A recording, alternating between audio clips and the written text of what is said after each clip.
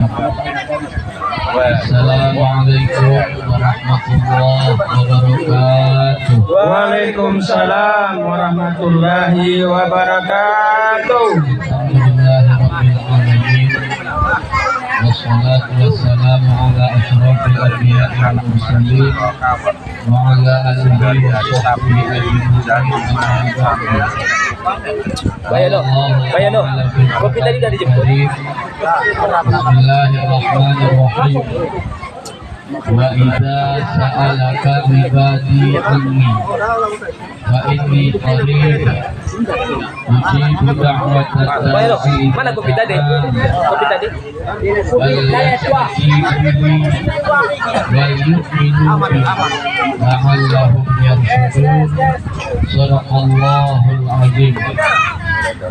Pertama sekali kita bersyukur kehadiran Allah Subhanahu wa Ta'ala pada siang menjelang sore ini. Taufik dan hidayah Allah kita dapat duduk bersama, berkumpul dalam satu majelis untuk memanjatkan permohonan, berdoa kepada Allah Subhanahu wa Ta'ala yang kita kemas dalam acara zikir dan doa pelaksana.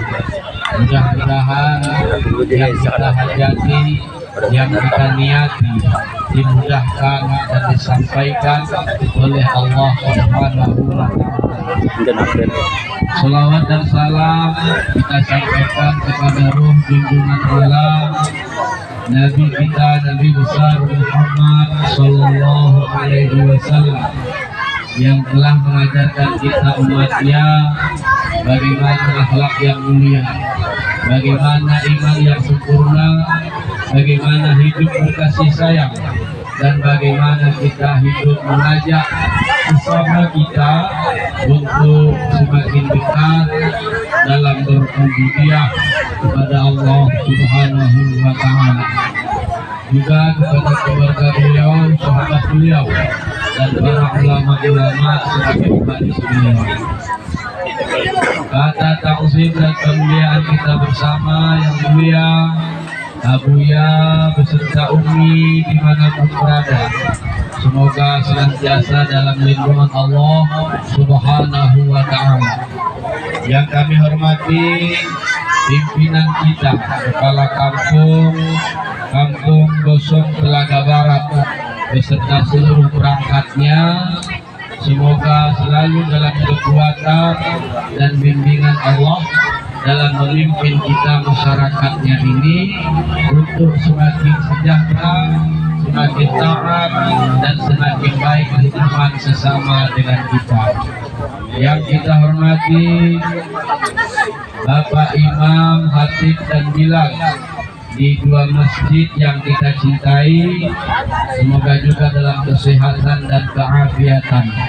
Para ustadz, para pimpinan balai pengajian, guru-guru dari anak-anak kita yang telah berhadir bersama-sama dengan kita, para ulama, tokoh-tokoh masyarakat kita, cerdik pandai, istimewa yang kami hormati, Bapak Babinsa yang ada di desa kita ini, juga Bapak dari Babin Kamtibmas yang juga berhadir bersama kita, anak-anak kami, remaja putra, remaja putri, semuanya kita yang berhadir, semoga dalam lindungan Allah Subhanahu wa Ta'ala.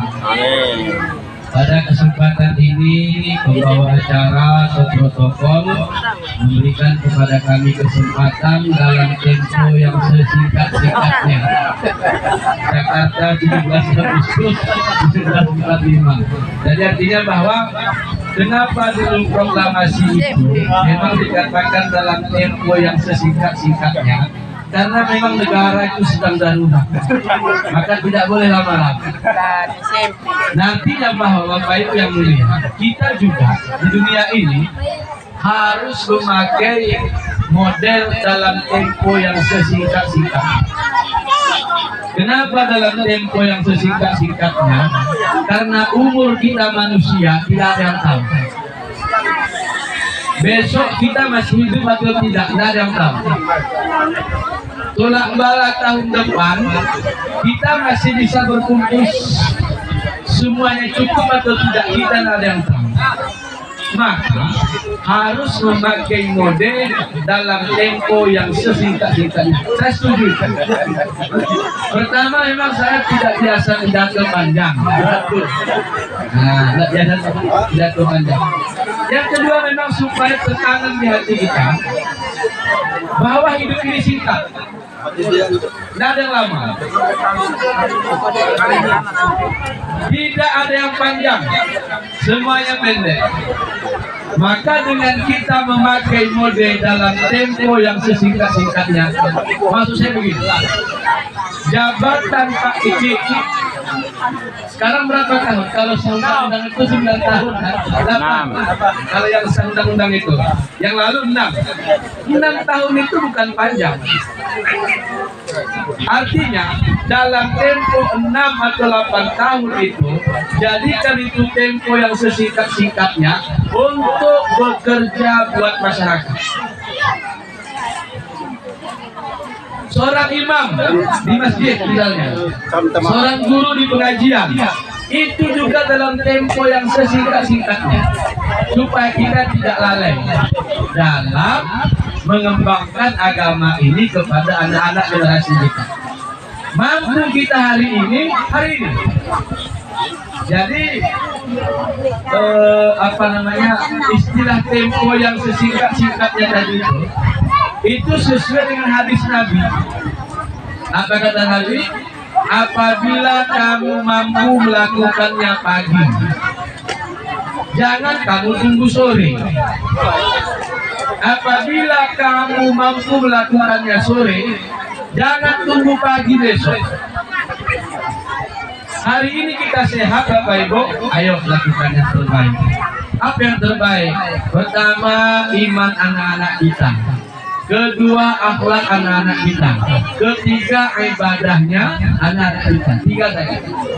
Iman, akhlak, ibadah. Fikih, tauhid, tasawuf. Dalam tempo yang singkat. Kenapa dalam tempo yang singkat? Jangan kita pikir Bapak Ibu, ini anak saya besok lah, tahun depan saya didik. Tahun depan saya didik. Geluh kita panas.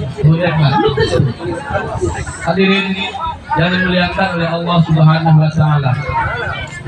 Harta. Siapa bisa menjamin harta kita itu akan selama-lamanya? Tidak ada. Dan tempo singkat, mudah saja bagi Allah untuk membalikkannya. Mudah saja. Allah itu kan tu'izzu man tasya wa tudhillu man tasya. Memuliakan siapa yang ia inginkan, menghinakan siapa yang ia kehendaki. Dalam sekejap bisa berbalik. Hadirin yang dimuliakan oleh Allah Subhanahu wa taala. Tu'til mulka man tasya. Allah itu memberikan kekuasaan bagi siapa yang ia kehendaki. Tapi juga Allah bisa tanzi'ul mulka mimman tasya, mencabut kekuasaan dari siapa yang ia kehendaki. Maka sebelum dicabut, maka sebelum dihinakan, kita bergunakan ilmu. Bapak Ibu yang mulia, ilmu. Apakah selamanya ilmu kita ini ada pada kita? Belum tentu. Belum tentu. Andai kita sakit misalnya, hilang ilmu kita. Maka oleh karena itu, pertama yang ingin kami sampaikan dalam kesempatan ini adalah, ayo kita tanamkan dalam hati kita bahwa waktu kita memang singkat. Tidak lama. Karena waktu kita singkat, segeralah untuk berbuat kebaikan. Maka di Quran dikatakan, wasari'u ila maghfiratin min rabbikum. Sari'u itu maksudnya bersegeralah. Besok mungkin tidak ada waktu kita lagi, lusa mungkin kita tidak ada lagi, tahun depan mungkin kita tidak berjumpa lagi. Segerakan. Satu. Yang kedua, apa saja yang kita lakukan untuk tertolaknya bala bencana. Kita harus yakin kita ini manusia. Manusia itu lemah, tidak sempurna. Manusia itu lemah, tidak berkuasa. Orang yang lemah meminta kepada yang kuat. Orang yang tidak berkuasa meminta kepada yang punya kuasa. Dia ada di sini tunggu-tunggu kita dari pesantren. Yang namanya doa itu meminta dari yang di bawah kepada yang di atas. At-talabu minal adna ilal a'la. Permohonan dari yang bawah kepada yang di atas. Maksudnya yang di bawah ini kita lemah, hina. Yang kuat siapa? Allah. Yang kuasa siapa? Allah. Kita minta kepada Allah. Kalau tidak dengan pertolongan Allah, kita tidak mampu menciptakan diri dari bencana. Pertama doa. Untuk terkabulnya doa, mungkin ini beberapa tempat sudah sering kita dengar dari guru-guru kita yang lain. 3 Bapak Ibu penyebab doa tidak diterima oleh Allah. 3 penyebab doa tidak diterima oleh Allah. Yang pertama, akilul haram. Orang yang memakan makanan yang haram. Maka taubat kita hindarkan. Apa yang ingin kita ambil, apa yang ingin kita cari itu, pastikan dia itu dari jalan yang halal. Yang kedua, muktasirul ghibah. Orang yang banyak membuka aib. Orang yang mencari-cari kesalahan. Dicari aib orang, dicari kesalahan, kelemahan, dibuka, diumbar. Lalu yang ketiga adalah orang-orang yang dalam hatinya menyimpan rasa dendam terhadap sesama umat Islam. Maka bila yang 3 ini Bapak Ibu masih ada di hati kita, doa kita la yustajab, tidak diterima oleh Allah Subhanahu wa ta'ala. Maka caranya bagaimana? Taubatlah kita dengan segera. Yang kedua, apa yang bisa kita lakukan dari menolak balas selain berdoa? Yang kedua adalah iktsaru zikrillah, memperbanyak zikir kepada Allah. Rasul mengatakan, Allah mengatakan dalam hadis qudsi, la ilaha illallah hisni. La ilaha illallah itu bentengku, kata Allah. Wa man dakhala hisni, siapa masuk dalam bentengku, amina min iqabi, dia akan aman dari siksaanku. Maka saran kita semua tentunya kepada Pak Beci, kepada tokoh-tokoh masyarakat, ayo kita hidupkan zikir ini kepada Allah. Kita hidupkan. Di mana tempat, di mana lokasi, kita buat. Silahkan, apakah rutin kita buat atau berkala kita buat. Iktsaru zikrillah ini harus kita lakukan, berbanyak zikir kepada Allah. Yang ketiga, terakhir, apa yang bisa kita lakukan? Doa, berbanyak zikir, bukan dalam momen hari ini saja maksudnya. Karena bala itu bukan datang hari ini saja. Yang ketiga, apa yang kita lakukan Bapak Ibu hadirin yang mulia? Ayo kita hidupkan majelis-majelis ilmu.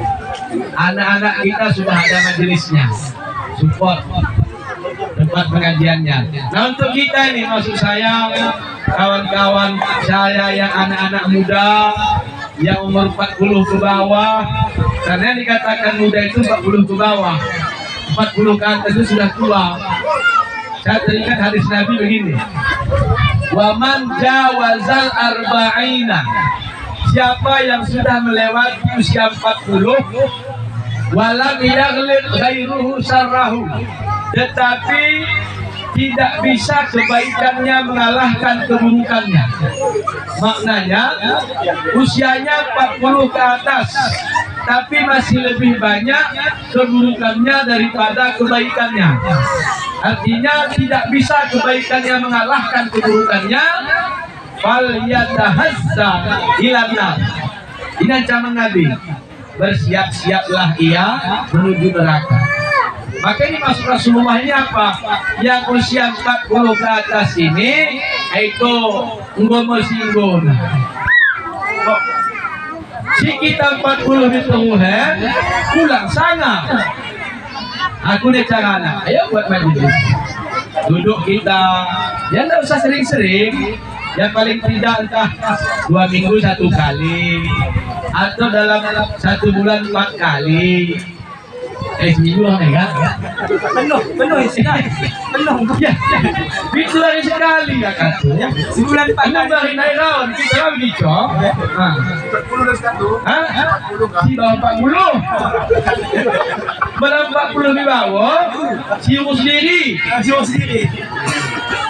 Nah, hadirin yang dimuliakan oleh Allah Subhanahu wa taala. Jemaatnya bagaimana? Dosa kita haji sejemaat. Sekali seminggu hukum. Benar kan? Nah, artinya kayak ya. Allah akan mencurahkan rahmatnya bila dalam majelis itu kita mengingatnya. Bila di majelis itu kita saling mengingatkan. Majelis menaiklah. Saling mengingatkan disebut majelis ilmu. Mengingat Allah disebut majelis zikir. Majelis permintaan disebut dengan doa. Insya Allah dengan 3 perkara ya, doa, zikir, majelis ilmu. Mudah-mudahan kita dihindarkan oleh Allah dari segala bala bencana. Mungkin demikian dapat kami sampaikan. Mari kita laksanakan pembacaan zikir dan doa. Dan pada kesempatan ini Bapak Ibu hadirin yang mulia, kita baca doa khusus tolak bala yang sesuai pengajaran dari ijazah daripada guru kami, yaitu pembacaan zikir ya latif. Ya latif itu kami sampaikan kira-kira